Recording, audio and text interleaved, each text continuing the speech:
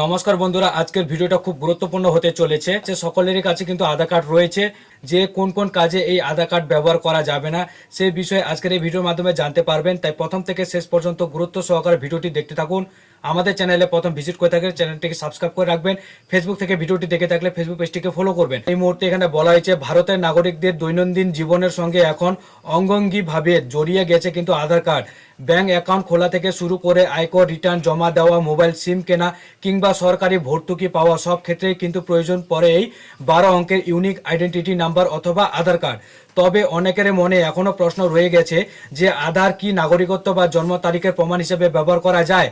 তো এই বিভ্রান্তি দূর করতেই আবারও স্পষ্ট বার্তা দিয়েছে unique identification authority of India অর্থাৎ উইডাই। তো কোন কোন কাজে এই ব্যবহার করতে পারবে না আধার কার্ডটি।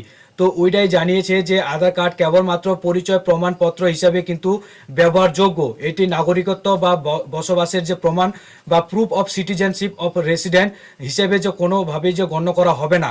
তো সাম্প্রতিক সময় ডিপার্টমেন্ট অফ পোস্ট অর্থাৎ ডাক বিভাগ এই বিষয়ে একটি নতুন নির্দেশিকা জারি করেছে, যেখানে স্পষ্ট বলা হয়েছে আধার নাম্বার বা তার প্রমাণীকরণ অথেন্টিকেশন শুধুমাত্র আধারধারীদের পরিচয় যাচাইয়ের জন্য ব্যবহার করা যেতে পারে। অর্থাৎ এটা একটা পরিচয়পত্র হিসাবে ব্যবহার করতে পারবেন। তো এটা যে আপনি ব্যবহার করবেন যে আপনি ভারতীয় একজন নাগরিক সেটা কিন্তু প্রমাণ হবে না। এটি একজন পরিচয়পত্র হিসাবে কিন্তু ব্যবহার করতে পারবেন আইডেন্টিটি হিসাবে।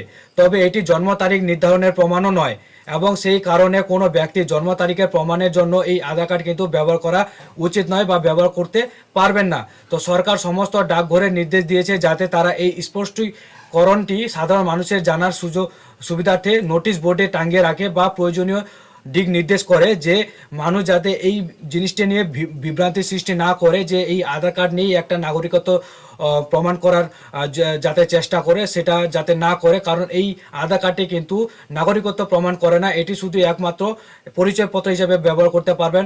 উল্লেখযোগ্যভাবে আধার কার্ড এখন দেশের অধিকাংশ আর্থিক ও সরকারি পরিষেবার কেন্দ্রবিন্দু।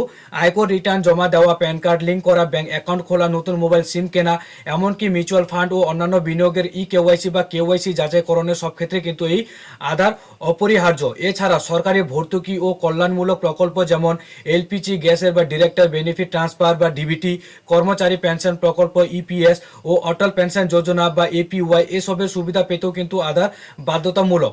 তো অন্যদিকে সম্প্রতি আধার কার্ড আপডেটের খরচের পরিবর্তন এনেছে ওইটাই, এবং 1 অক্টোবর থেকে ডেমোগ্রাফিক তথ্য যেমন নাম, ঠিকানা বা জন্ম তারিখ পরিবর্তনের জন্য কিন্তু 50 টাকা ফি বাড়িয়ে সেটা 75 টাকা কিন্তু করা হয়েছে।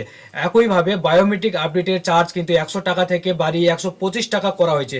যেটা আমরা ডেমোগ্রাফিক আপডেট বলতাম, যেমন নাম ঠিক করা বা ঠিকানা ঠিক করা বা জন্ম তারিখ চেঞ্জ করা বা পরিবর্তন করা, সেটার জন্য কিন্তু আমাদের আগে 50 টাকা দিতে হতো। এখন কিন্তু ওইটাই তরফ থেকে এই চার্জটিকে বাড়িয়ে 50 টাকা থেকে 75 টাকা করা হয়েছে।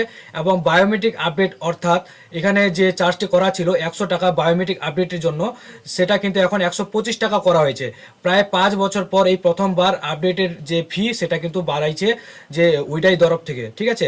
তবে শিশুদের জন্য কিন্তু আধার এনরোলমেন্ট এবং আপডেটের সম্পূর্ণ বিনামূল্যে থাকবে শিশুদের ক্ষেত্রে। কিন্তু শিশুদের বায়োমেট্রিক আপডেট 3 ধাপে করা বাধ্যতামূলক। প্রথমবার 5 বছর বয়সে, এরপর 5 থেকে 7 বছরের মধ্যে, এবং পুনরায় কিন্তু আবার 15 থেকে 17 বছরের মধ্যে কিন্তু এই যে আপডেটটি বায়োমেট্রিক সেটা কিন্তু অবশ্যই করতে হবে শিশুদের ক্ষেত্রে। তো সব মিলিয়ে কিন্তু আধার কার্ড এখন প্রতিটি নাগরিকের পরিচয় যাচাইয়ের সবচেয়ে কিন্তু নির্ভরযোগ্য একটা মাধ্যম হয়ে উঠেছে। তবে সরকার এবং ওইটাই বারবার মনে করে দিচ্ছে যে আধার কেবলমাত্র একটা পরিচয়ের প্রতীক, এটি কিন্তু নাগরিকত্ব বা জন্ম তারিখের প্রমাণ হিসাবে কিন্তু গ্রহণযোগ্য নয় বা প্রমাণ নয়।